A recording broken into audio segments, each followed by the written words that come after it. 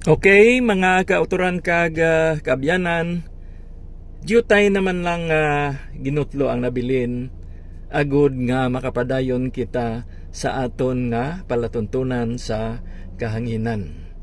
Kag sa antes kita magtakop, dumdumon naton nga sa aton nga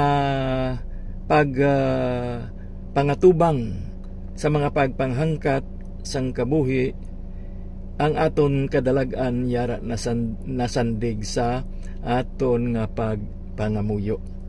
Kaya sa pagpabutyag sa aton ni San Padre Pio, ang pagpangamuyo amo ang pinakamaayo nga hinganiban nga aton maangkon.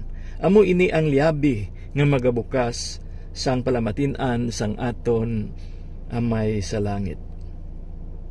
Okay?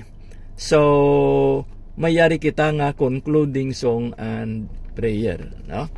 Ang aton pamalandungan nga hingapusan nga musika para sa sini nga adlaw nga edisyon sang aton nga programa ang inspirasyon sang mga senior citizens.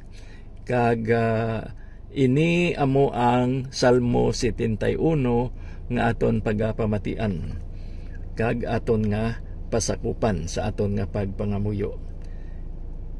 Ini si Brother Ninonar nga nagasiling, may God bless us all.